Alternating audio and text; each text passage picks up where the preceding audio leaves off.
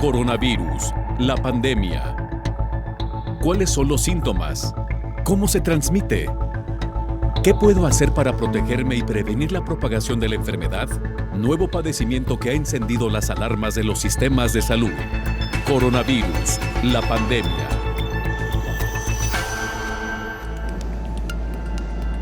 Gusto saludarle en este su espacio Coronavirus, la pandemia, una producción de la Universidad de Guadalajara.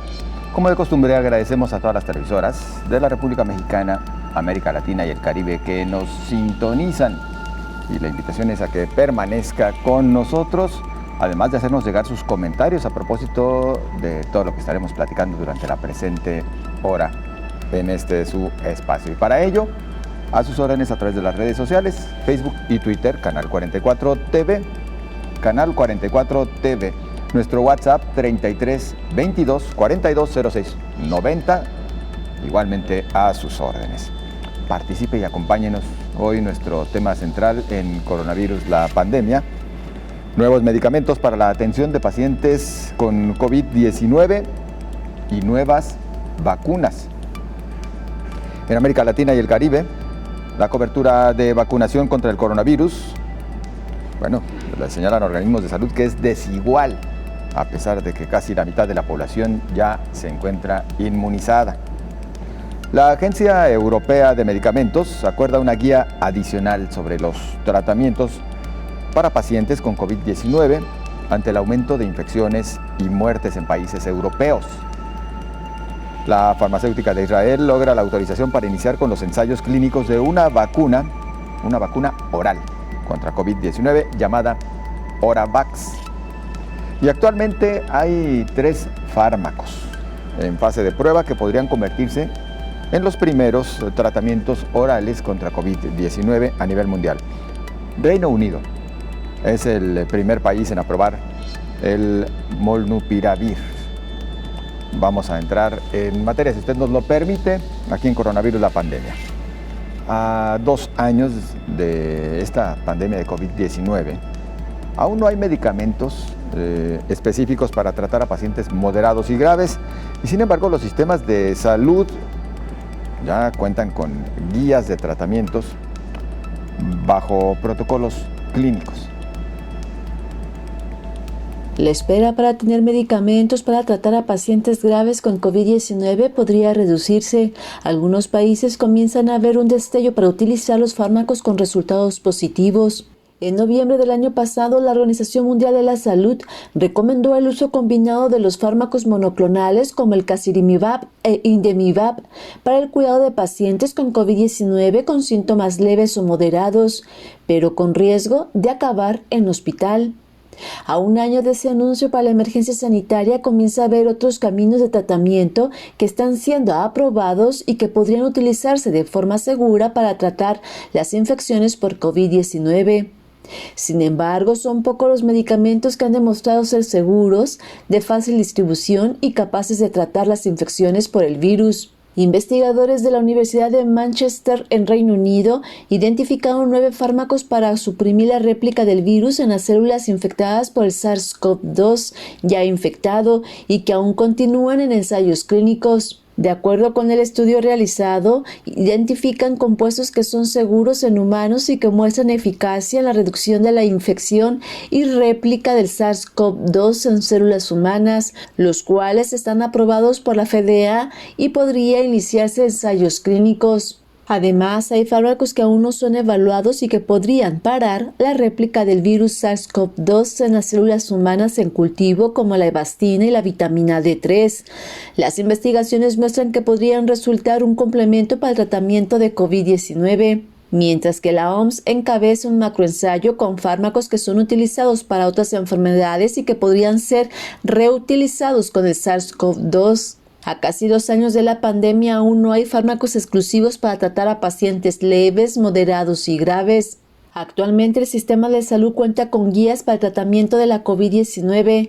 Cada fármaco que se utiliza está bajo protocolo de investigación y está clasificado como medicamento que debe usarse para tratar COVID-19, cuáles no deben y solo deben usarse en protocolos de investigación. En el caso de México se señala que no se debe usar contra COVID-19 la acitromicina, dióxido de cloro, ciclosporina, factor de transferencia, hidroxicloroquina, lopinavir, ritonavir y oseltamivir, al no haber ningún beneficio. Aún no hay medicamentos específicos para tratar COVID-19 en el mundo, pero a casi un año de comenzar la aplicación de las vacunas, se ha observado un descenso en la enfermedad grave, hospitalización y muerte.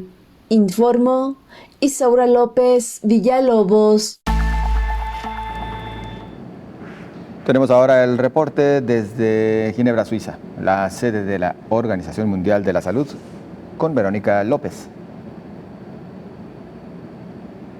Hola, ¿qué tal? Buenos días, José Ángel, y buenos días a todo el auditorio de Canal 44. La pandemia sigue a la baja a nivel global, pero con una excepción en Europa.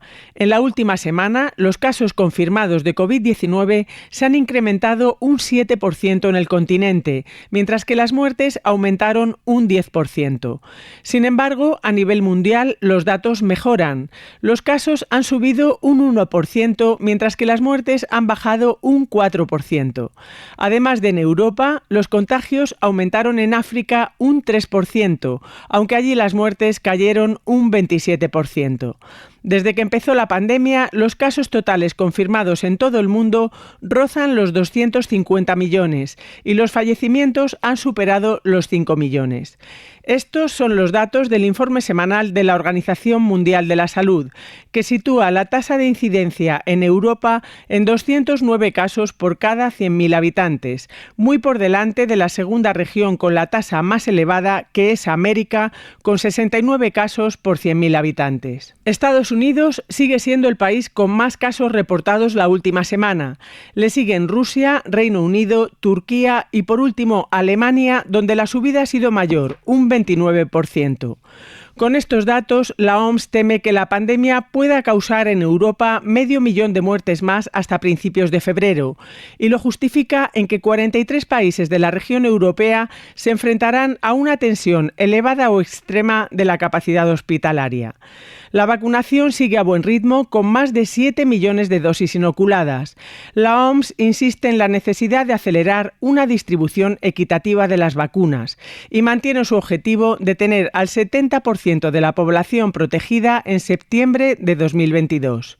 En este sentido, Estados Unidos ha anunciado un acuerdo entre el fabricante de la vacuna monodosis de Johnson & Johnson y el mecanismo COVAX para enviar el suero a zonas de conflicto. Por su parte, la Agencia Europea de Medicamentos ha comenzado a evaluar la posible extensión de la vacuna de Moderna a niños de entre 6 y 11 años. Reportó desde Europa Verónica López para el programa Coronavirus, la pandemia. La Organización Panamericana de la Salud señala que tras 2 meses, algunos países también reportan aumento de casos de COVID. Tras 2 meses consecutivos de descenso, las infecciones por COVID-19 están aumentando en algunos países de las Américas. Después de 2 meses consecutivos de disminución, las infecciones por COVID están aumentando en algunos países de las Américas. En la última semana, 700,000 nuevos casos y 13,000 muertes relacionadas con COVID fueron registradas en nuestra región. Hemos visto saltos en casos en algunas partes de Colombia y Bolivia. En el cono sur, en algunos países, hemos visto una tendencia a la subida después de que se relajaron las medidas de salud pública.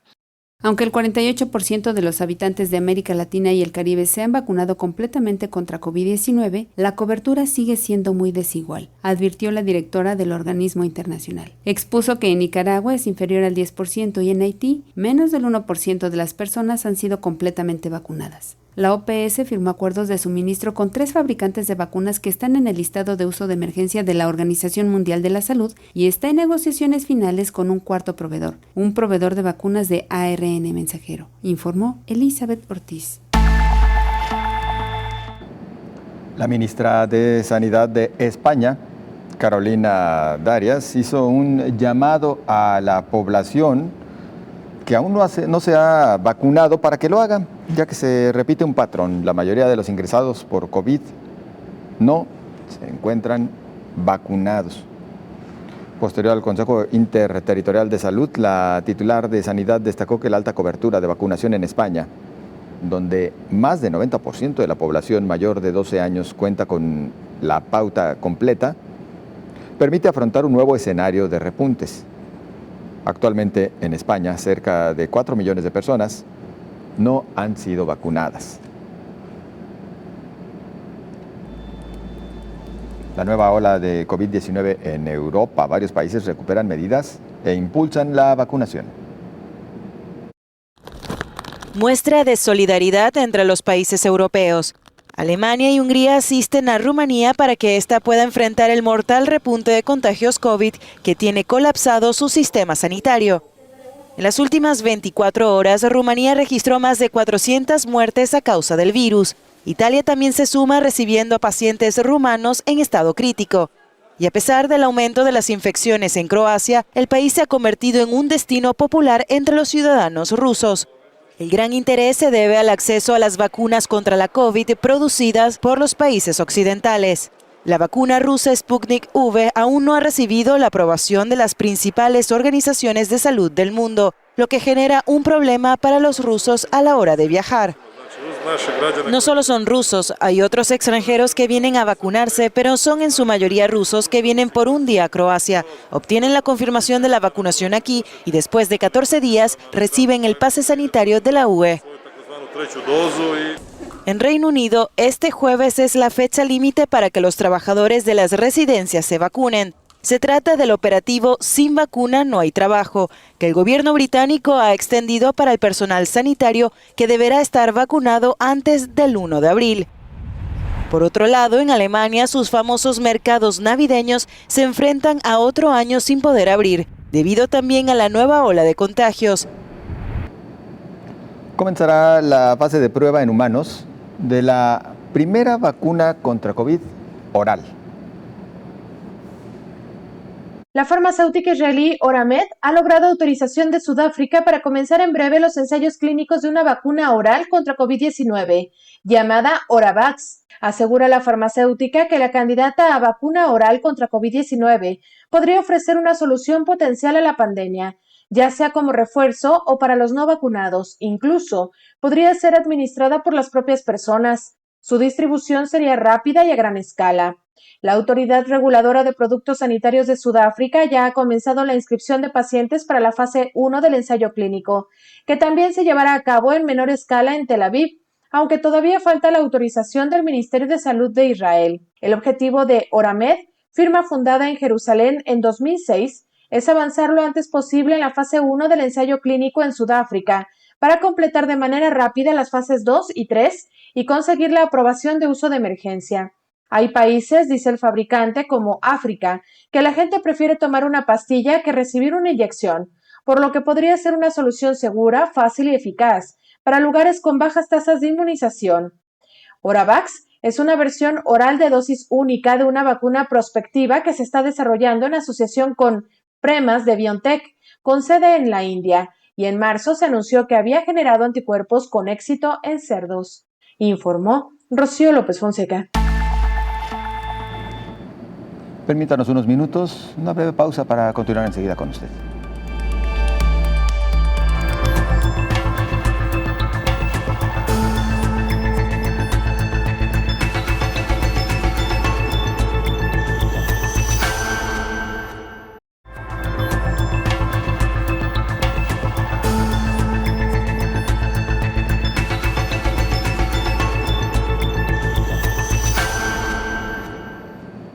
Agradecemos el que continúe con nosotros. Estados Unidos inyecta fondos, pero escuche usted para qué. Es ahora para convencer a la gente a que se vacune. El Departamento de Salud y Servicios Humanos de Estados Unidos invertirá $143 millones de fondos del plan de rescate para generar confianza en las vacunas y abordar las barreras a la inmunización. Hemos visto un gran progreso en las tasas de vacunación en los últimos meses, pero sabemos que nuestro trabajo no ha terminado para abordar la información errónea y garantizar el acceso equitativo en las comunidades desatendidas, dijo el secretario del departamento, Javier Becerra. Con estos beneficios se desarrollarán asociaciones regionales y locales para llegar a personas no vacunadas, incluidas mujeres embarazadas y personas de comunidades marginadas, así como de alto riesgo, para ayudar a reforzar los esfuerzos de vacunación contra COVID. El primer programa es una nueva oportunidad de financiamiento de $66.5 millones para apoyar a organizaciones comunitarias que darán información y educación sobre las vacunas COVID-19 a las personas médicamente vulnerables o desatendidas, incluidos los grupos minoritarios raciales y étnicos con bajas tasas de vacunación. El segundo programa consiste en $77 millones para otorgar a 9 organizaciones comunitarias adicionales bajo la oportunidad de financiamiento previamente anunciado para movilizar a los trabajadores del alcance comunitario para educar y ayudar a las personas a acceder y recibir las vacunas COVID-19, informó Elizabeth Ortiz. Nos trasladamos ahora a Perú. Vamos al reporte que nos ofrece Ana Valeria Zárate. Buenos días a todo el auditorio de Canal 44. Luego de un nuevo análisis del gobierno sobre la pandemia, Lima Metropolitana y el Callao vuelven a colocarse por segunda vez en el nivel de alerta moderado, clasificación que implica también nuevas medidas restrictivas hasta el 14 de noviembre. Es por ello que, según el nuevo decreto gubernamental, el toque de queda será desde las 2 a.m. hasta las 4 a.m. para todas las provincias, incluidas Lima y Callao. Sin embargo, se continuará brindando facilidades a las personas que tengan programadas sus vacunas durante la madrugada. Además, el ministro de Salud, Hernando Ceballos, mencionó que se han enviado 14 equipos de alto flujo a Sullana y se piensa enviar 90 balones de oxígeno tras registrarse un aumento leve de casos en la ciudad. A pesar de esto, el gobierno aún no cree necesario anunciar el inicio de una tercera ola en el Perú e insiste en que no se debe alarmar a la población y continuar con la vacunación en todo el país.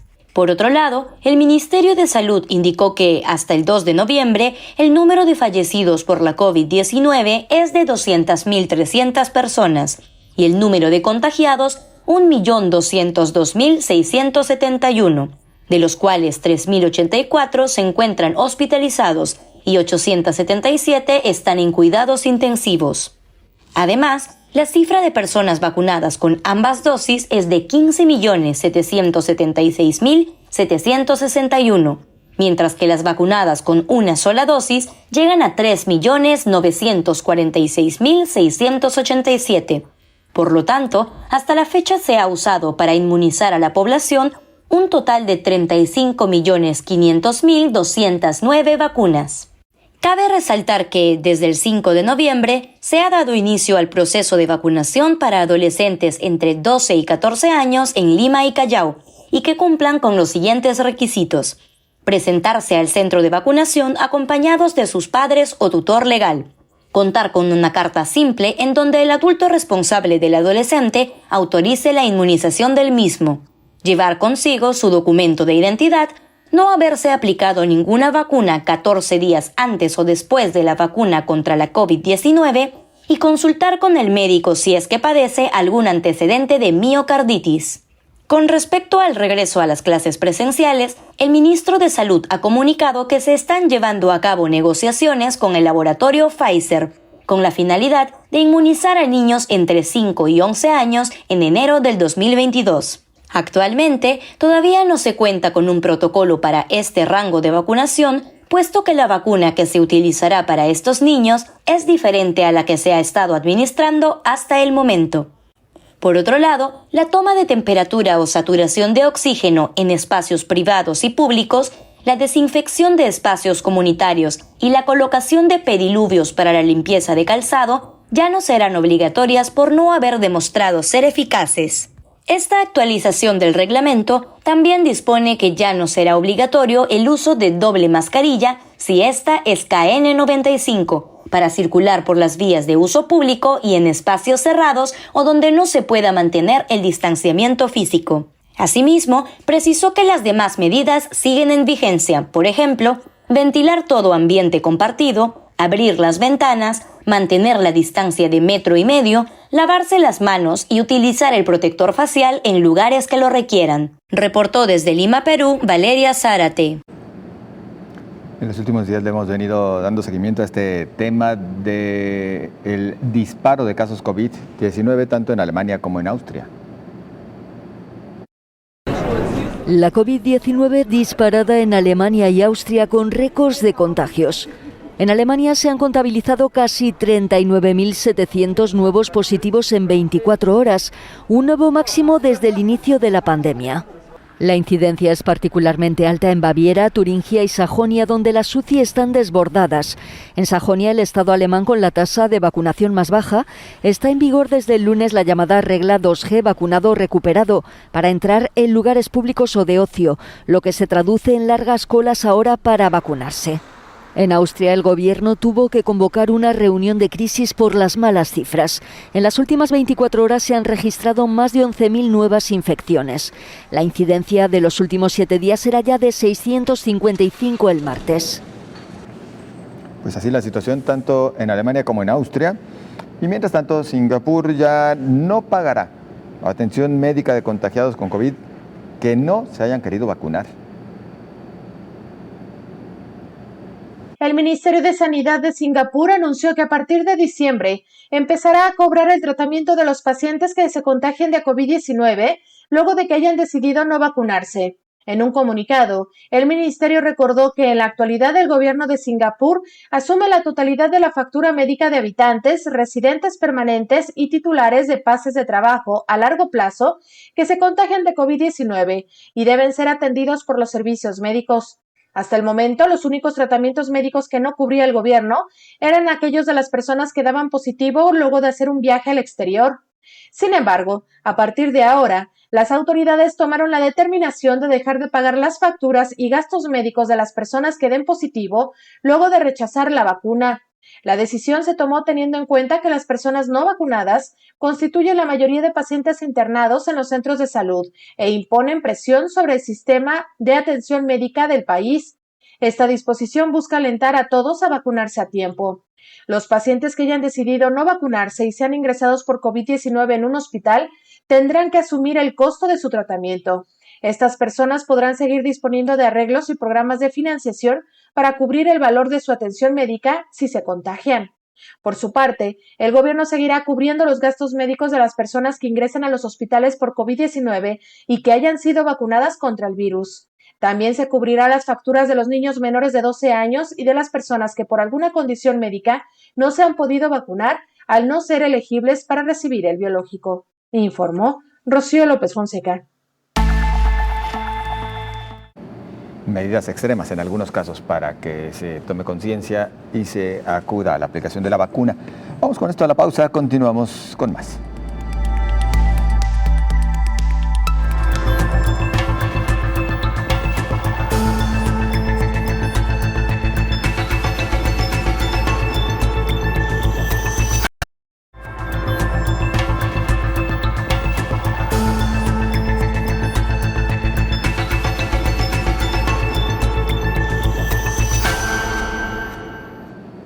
Momento de conocer la situación que se vive en Italia, por supuesto, todo en torno a la pandemia de COVID-19. Vamos en estos instantes con Cristina Cabrejas.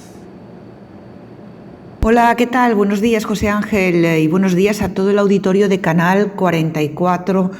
Pues la situación en Italia por el momento es tranquila y las autoridades miran las Navidades con prudencia.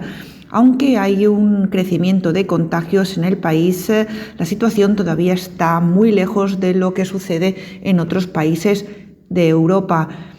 Por lo tanto, se dispone a acelerar en los próximos días la inoculación de la tercera dosis de las vacunas contra el coronavirus a más fases de edad. Actualmente están vacunados 47 millones de italianos, equivalente al 86,53% de la población de más de 12 años.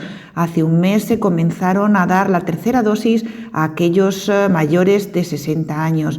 Y en las próximas semanas el Gobierno está pensando en aumentarlo también a aquellas franjas menores de 60 años, así como también en cuanto la Agencia Europea del Medicamento EMA lo autorice, también se comenzará a vacunar a los niños entre 5 y 11 años de edad.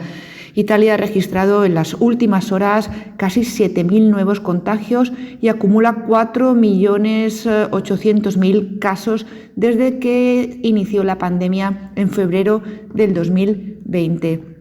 Y es que en Italia todavía hay ciertos grupos de antivacunas que se siguen manifestando cada fin de semana contra la vacunación y sobre todo contra el llamado Green Pass, el certificado sanitario que se obliga en Italia para prácticamente todo, entrar en restaurantes, pero también para ir a trabajar es necesario este certificado sanitario que se obtiene con la vacunación o con una prueba anti-COVID negativa realizada en 48 horas. Pero por el momento la situación en Italia es bastante tranquila. Reportó desde Italia para el programa Coronavirus la Pandemia, Cristina Cabrejas. Bueno, nosotros continuamos con más y a propósito de nuestro tema central de hoy, la Agencia Europea de Medicamentos analiza el tratamiento contra COVID.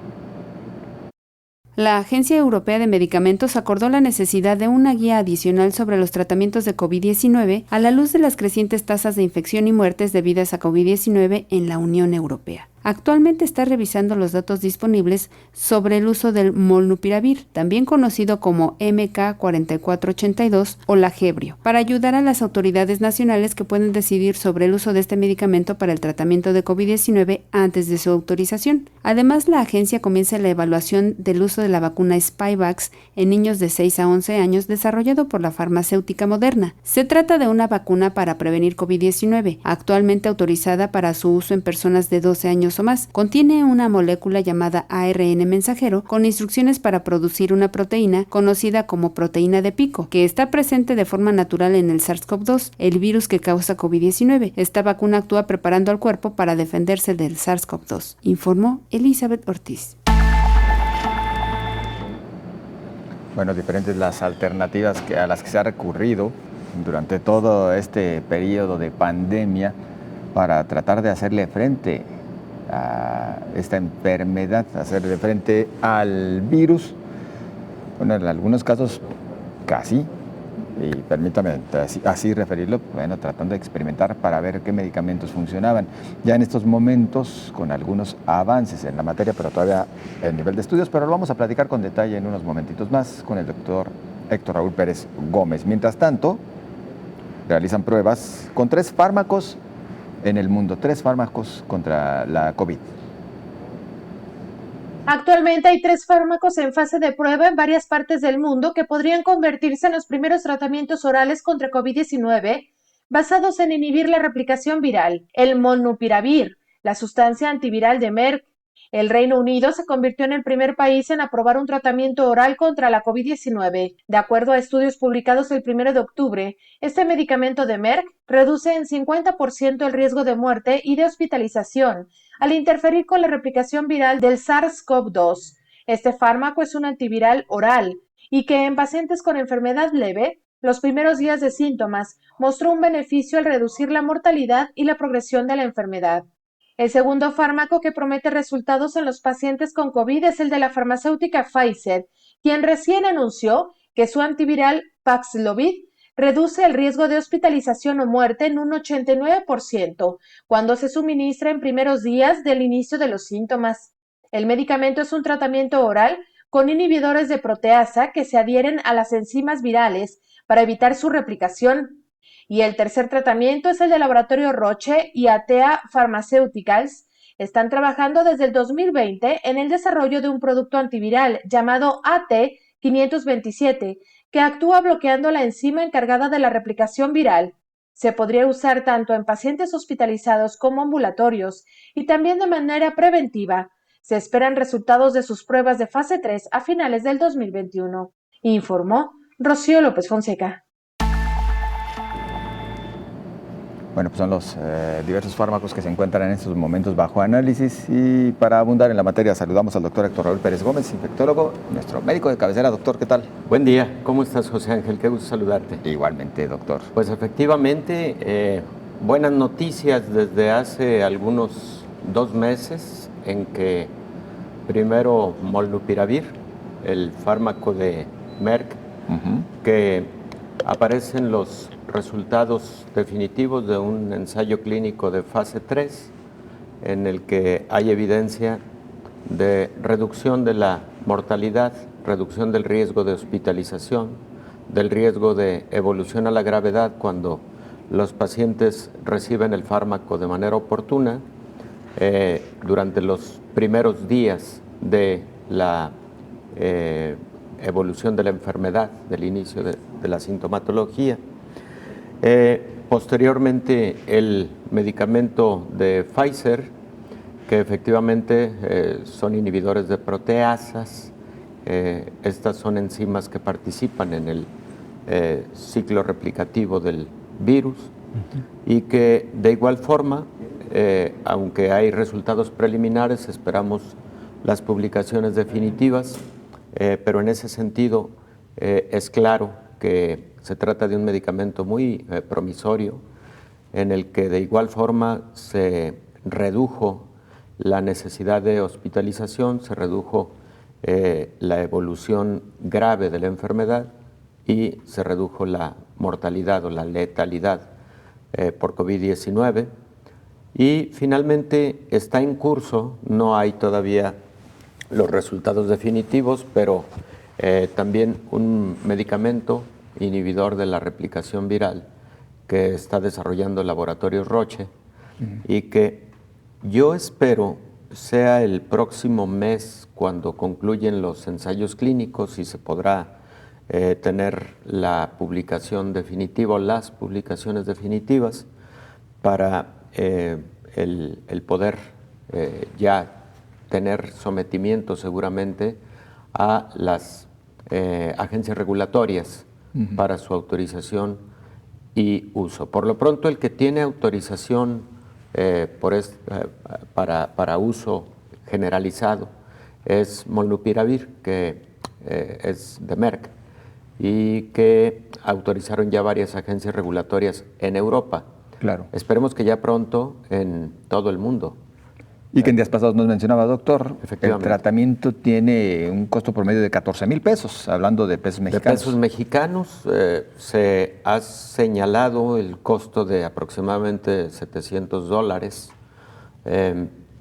Indudablemente que es costo-beneficio, considerando que un paciente grave de COVID y que puede requerir hospitalización implica un alto costo de atención. Se ha de insistir que hasta el momento estos medicamentos, bueno, están indicados para casos graves.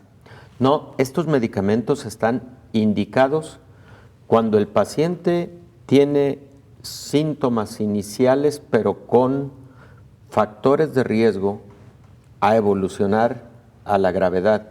Esto lo podemos evaluar los médicos, José Ángel, y creo que tu pregunta es muy importante, porque cuando hablamos de factores pronóstico, hablamos de aspectos que puntualmente podemos medir, que podemos identificar. Te voy a poner un ejemplo. No es lo mismo un paciente con síntomas muy leves, tipo gripales, en el que la oximetría está completamente normal, 95 de oximetría. El paciente no tiene fiebre o acaso tiene febrícula, es un joven de 25 o 30 años de edad, no tiene factores de riesgo. Sin comorbilidades. Sin comorbilidades, y tiene una frecuencia cardíaca de 75-80 por minuto. Ese es un paciente que en ese momento no tiene, digamos, evidencia de que pueda evolucionar a gravedad. Pero un paciente, pensemos incluso en la misma edad, pero que está con fiebre, 38.5 grados de temperatura, está muy taquicárdico, 100, 110 pulsaciones por minuto. El paciente tiene oximetría 92, digamos limítrofe 93. Ese paciente es diferente, muy diferente. Clínicamente, ese paciente sí se ve con altas probabilidades de progresar a mayor gravedad. Y luego tenemos exámenes de laboratorio que nos permiten identificar ese pronóstico, esa evolución probable a la gravedad.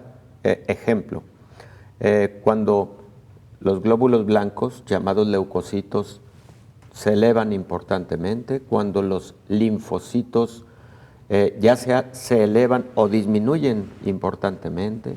Hay otros exámenes que nos evalúan inflamación, como la proteína C reactiva, la ferritina, la interleucina 6, y cuando estos parámetros están significativamente elevados, eso ya es de un paciente que puede evolucionar. Bueno, ese paciente es el blanco ideal para utilizar medicamentos como los que acabamos de escuchar.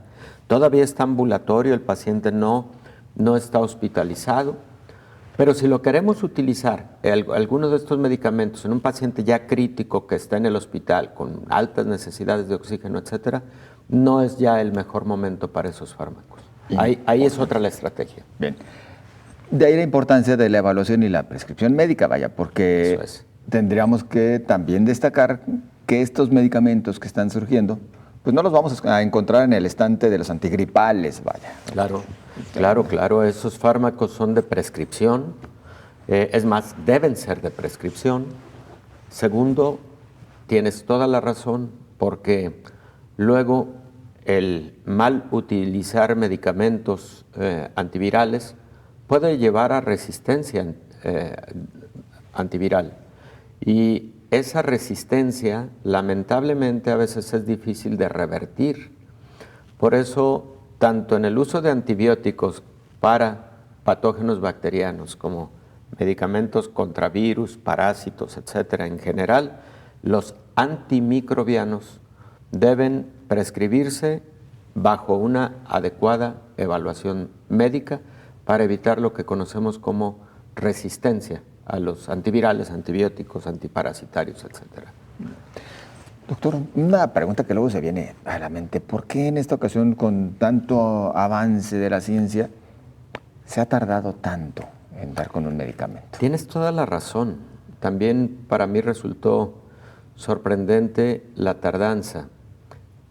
Lo que ocurre es que si lo vemos comparativamente con el fármaco antiinfluenza que en el 2009 surge con esa alta necesidad, enfrentando una pandemia de influenza, y en donde a los escasos 8 o 10 meses Roche da a conocer la efectividad de oseltamivir, Tamiflu, su marca comercial.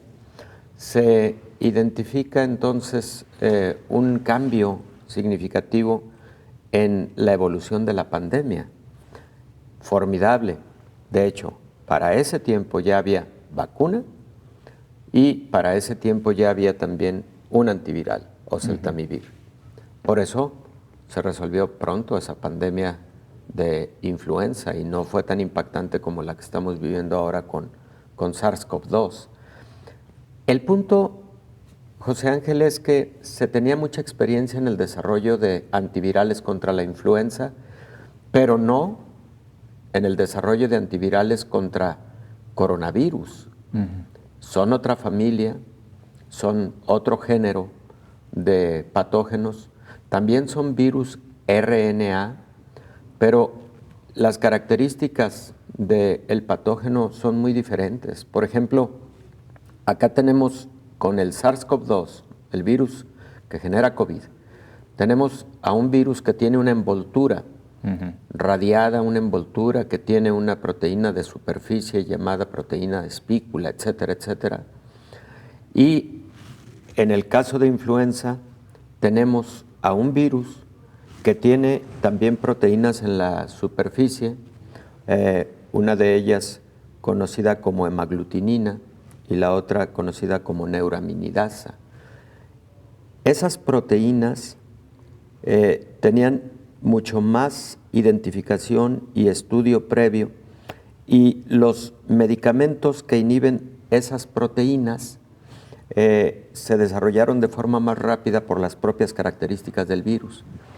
En el caso de SARS-CoV-2, los antivirales tienen que inhibir los pasos de replicación cuando el virus ya sea está por entrar o ha entrado a la célula blanca. O sea, son fármacos que actúan ya, digamos, en el corazón de la maquinaria multiplicativa o replicativa del virus. Por eso era un poco más sencillo desarrollar fármacos contra influenza.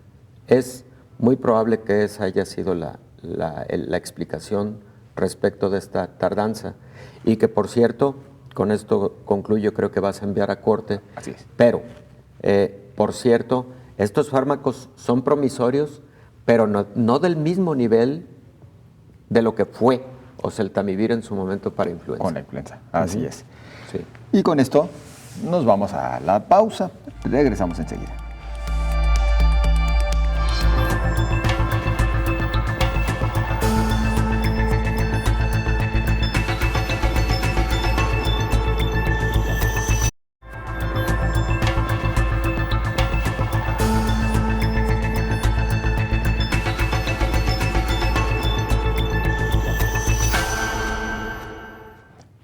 Agradecemos que continúe con nosotros aquí en Coronavirus, la pandemia. Platicamos acerca de los nuevos medicamentos para atención de pacientes con COVID. El doctor Héctor Raúl Pérez Gómez, previo a la pausa, nos explicaba justamente por qué en esta ocasión se ha tardado más en dar con medicamentos que puedan hacer frente al coronavirus con respecto a la experiencia anterior, la de la influenza, 10 años atrás. Y doctor, nos mencionaba también, estos medicamentos son para aquellos pacientes que, de acuerdo con la revisión y el pronóstico que dan los médicos, pueden tender a agravar en su condición. ¿Qué pasa con aquellos que ya se encuentran en una situación de gravedad? Es muy importante el punto. Los pacientes que ya se encuentran en una condición de gravedad, los ensayos clínicos han demostrado que, por ejemplo, si ese paciente en condición grave tiene menos de 10 días de evolución, puede recibir un medicamento que se conoce como anticuerpo monoclonal, y hay varios anticuerpos monoclonales ya disponibles en muchas partes del mundo. México no es la excepción, y que ya han sido también autorizados por las agencias regulatorias. Y estos pacientes deberán recibir además corticosteroides como dexametasona, metilprednisolona o hidrocortisona, particularmente si empiezan a tener oximetrías por debajo de 92, que ya son oximetrías en donde es fundamental el soporte con oxígeno suplementario. Entonces, estos son pacientes, digamos que en otra categoría clínica, en donde la gravedad implica el uso de otros medicamentos. Ahí, por ejemplo, también se puede y se debe recurrir a antiinflamatorios que inhiben a ciertos componentes de la respuesta inflamatoria conocidos como citoquinas. Y en ese sentido, uno de los medicamentos más utilizados, más estudiados y en el que se han reportado mejores resultados es tocilizumab.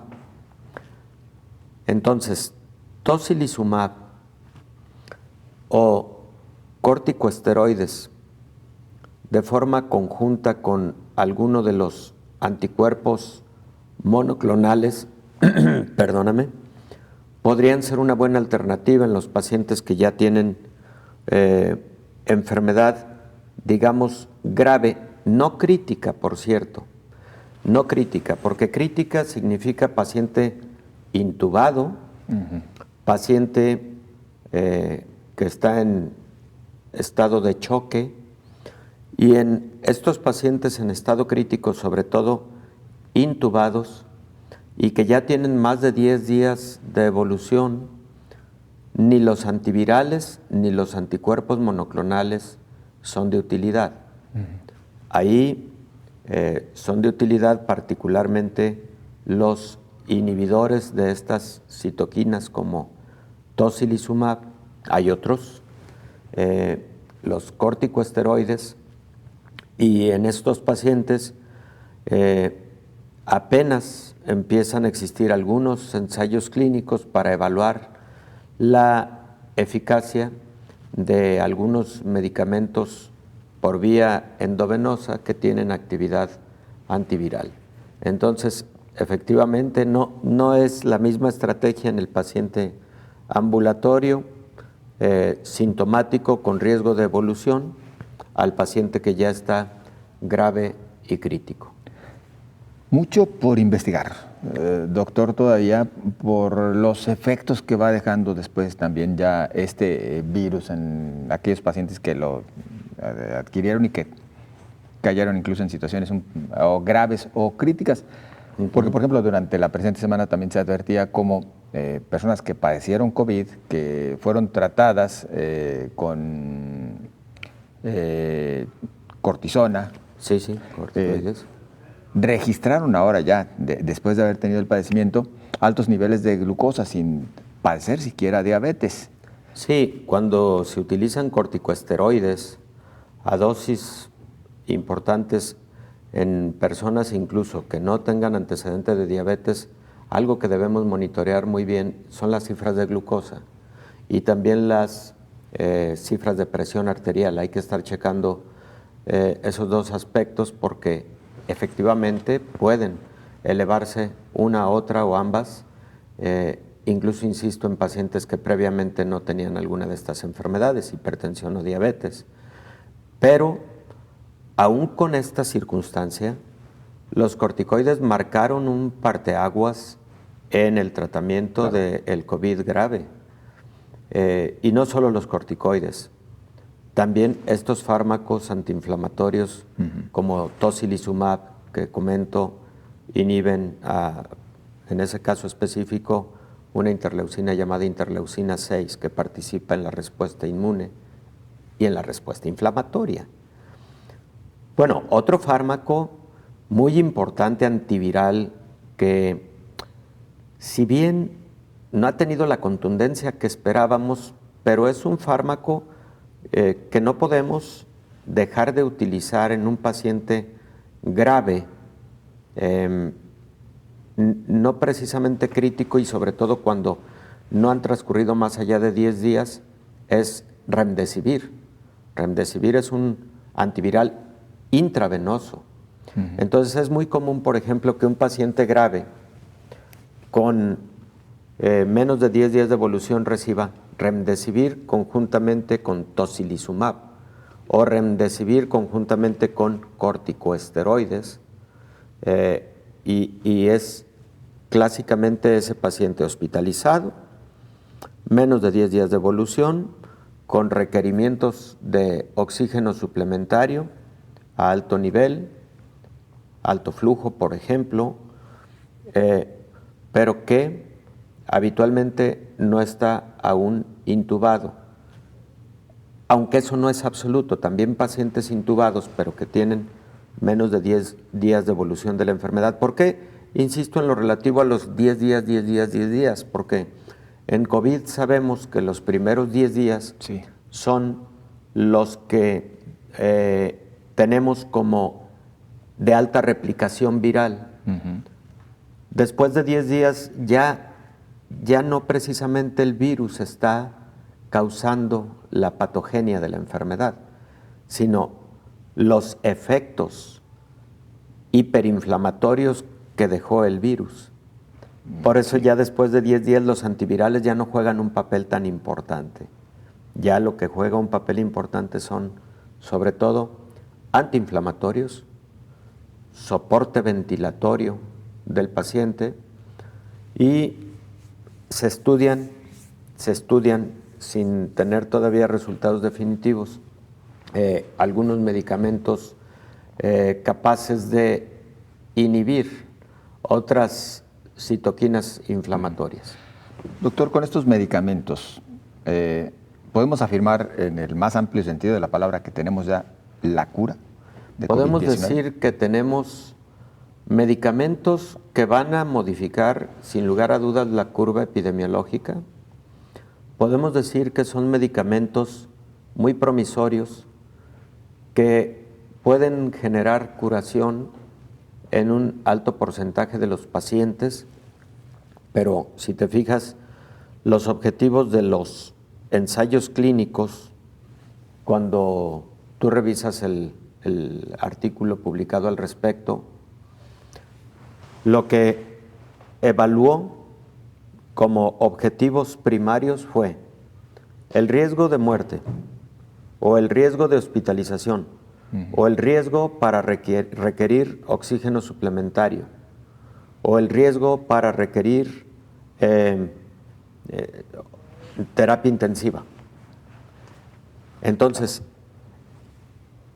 utilizaste el fármaco y utilizaste un placebo en el ensayo clínico y observaste que en quienes recibieron el fármaco se redujo el riesgo de todo esto en un 50%. Exacto. ¿Verdad? O sea, para poder decir curación absoluta tendría que haber estudio virológico en el paciente con evaluación, por ejemplo, de la PCR secuencial día con día y compararlo placebo contra fármaco activo, ¿no? Bien. Entonces, pues doctor, el tiempo se nos terminó. Lo importante es que hay buenas noticias. Son fármacos promisorios y yo terminaría con una conclusión. Que existiera algún mecanismo de colaboración internacional sustentado en la fraternidad, sustentado en un afán de que más personas se beneficien de esto. Por supuesto. Porque los costos van a representar un serio problema. Así es. ¿Verdad? Muchas gracias, doctor. Gracias. Muy amable. Y gracias a usted por su compañía. Hasta mañana.